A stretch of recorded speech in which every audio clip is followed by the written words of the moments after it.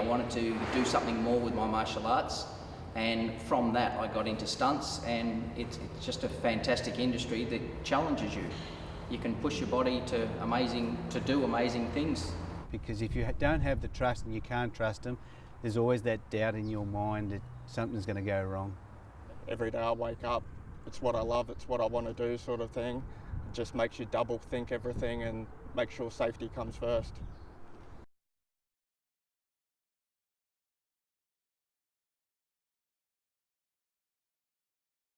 My name's Chris Kemp. I'm a stunt coordinator, safety supervisor and stunt actor with Real Action Design. Hi, I'm Sam Zengi and I'm with Real Action Design and I do stunt work part-time. G'day, I'm Kanga from Real Action Design and I'm a stunty. RAD initially started towards the end of 2012, so that's when we first sort of started getting together and feeling like we needed to create something like RAD. RAD incorporates all kinds of action. We've got stunts, safety, we've got stunt personnel, all ranges of skill levels, and we also do special effects, armoury, so we try to cover every aspect of action.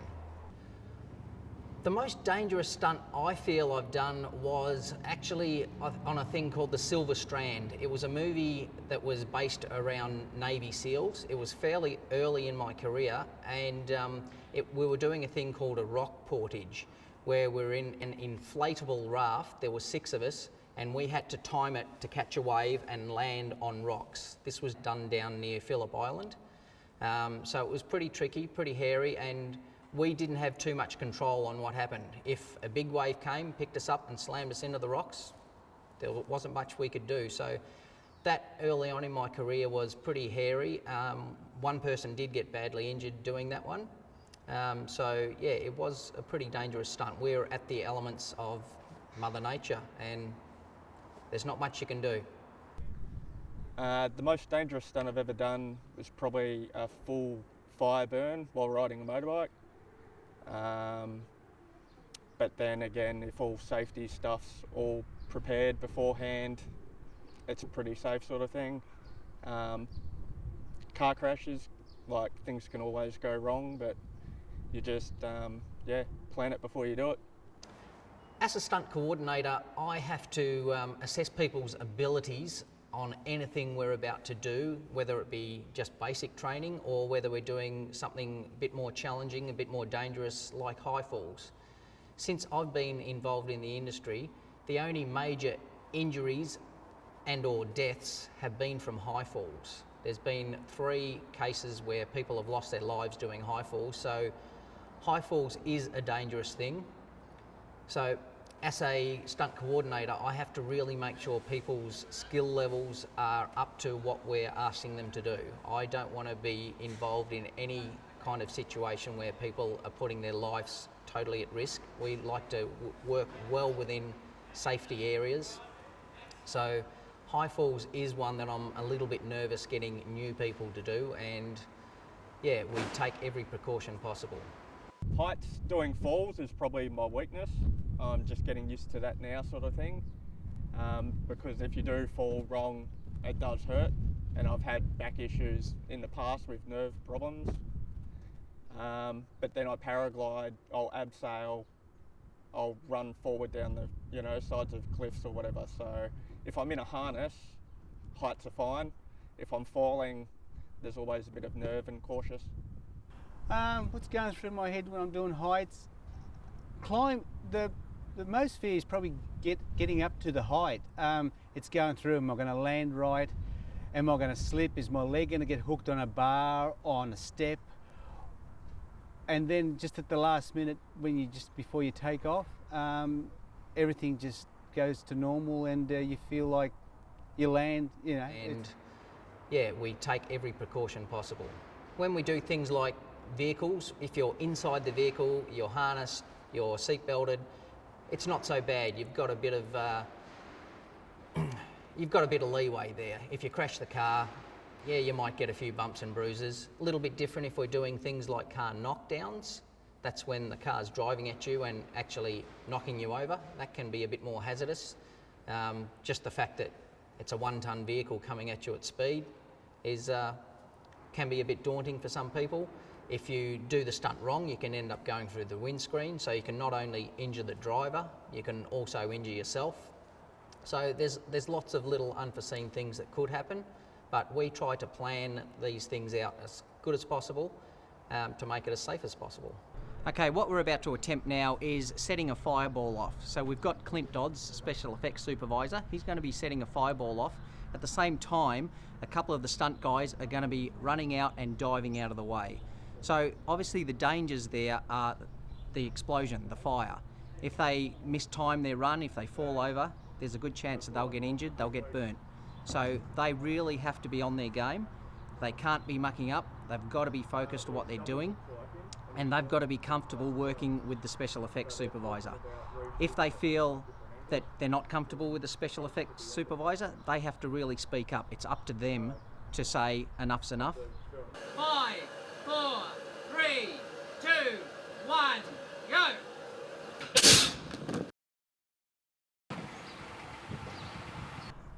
Don't really have any fear when I'm doing it, because for a number of reasons. One is that I'm focusing mainly on exactly what I have to do, and then with that, and trusting Clint and Chris with what their role is in setting it off and the timing of it and that sort of thing, I feel completely safe. But my focus entirely is not on. I'm not even thinking about the fireball at all. In that hole, so I just whacked myself on the nose. That hurt more than the fireball, but so I've got to think about my steps, how many steps I'm doing, my actual physical position to get that right for camera when you're turning and doing like the look, shutting my eyes at the right minute, the fall, how I'm going to fall, that sort of thing. So my focus is, like, I'd say 95% on exactly what I have to do alone. So whatever happens, fireball wise or debris wise or anything, it's going to be out of my control anyway, but I do trust these guys. I've always worked with people I know, really. In the very beginning, I was working with a fellow that I just met at a couple of live shows, so he was actually the first person to set me on fire, which we did at home in my backyard.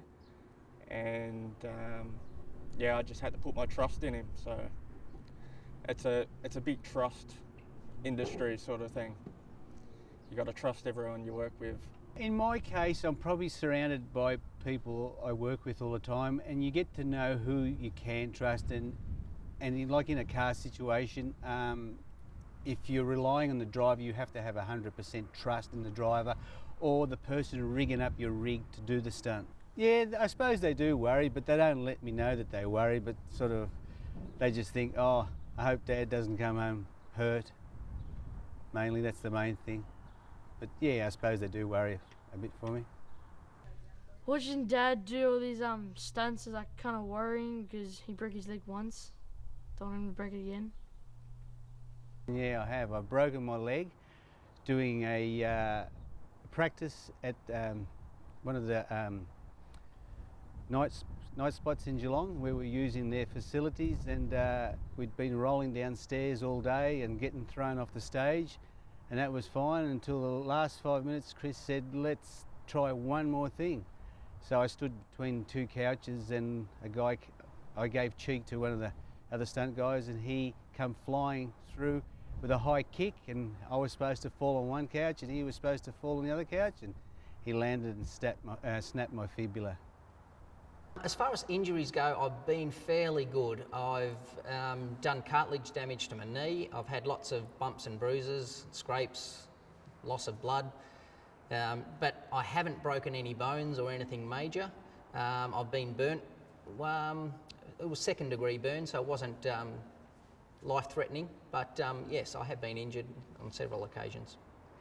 Live shows, I've hurt myself a couple of times, broken collarbone and a broken ankle, which at times, broken ankle, it makes it a bit hard to walk around and do your everyday work sort of thing, and wasn't able to ride a motorbike for a bit and stuff, so that was pretty upsetting and stuff.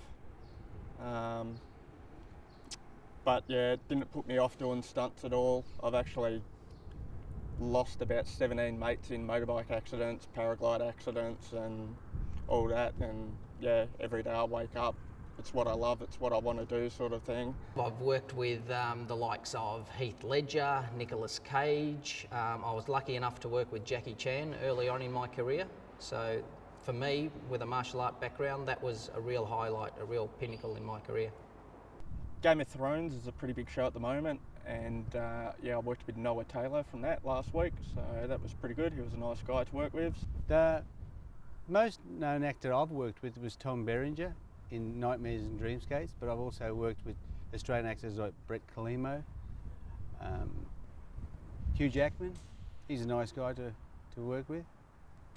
So I was in the Pacific. I did the night shoot at the Flinders Street Station where I did the actual assistant safety there, and I made sure that all the actors and the cast and extras were all safe, because there was a lot of moving things that night. There was old cars, old trams, where the station was transformed into World War II.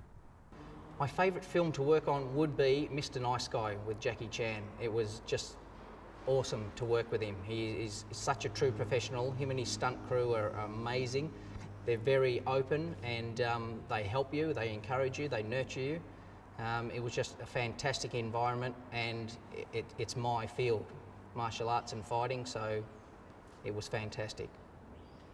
Favourite stunt?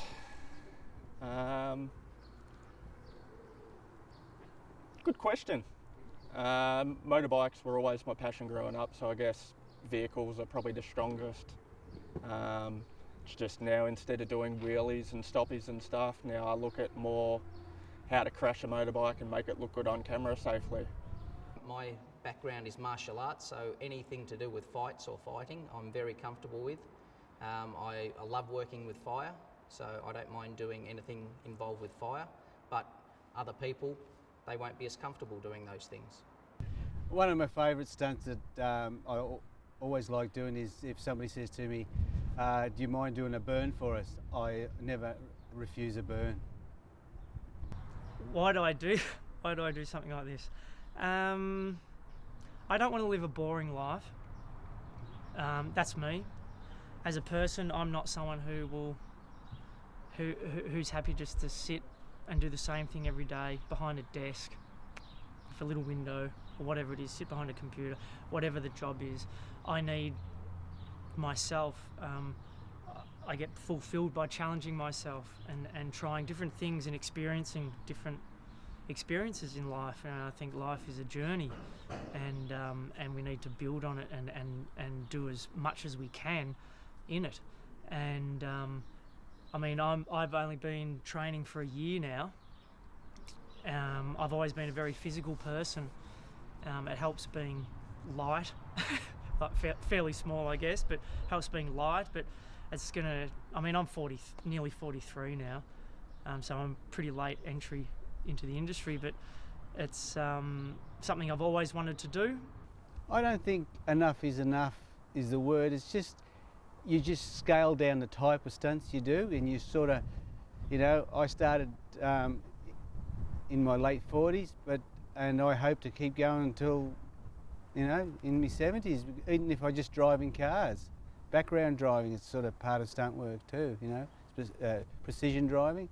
You can always sit in the seat and just steer a car. I hope to do stunts well into my 50s and 60s. There are some guys out there now that still do some minor stunts that are in their 60s, so I hope to follow in their footsteps as well.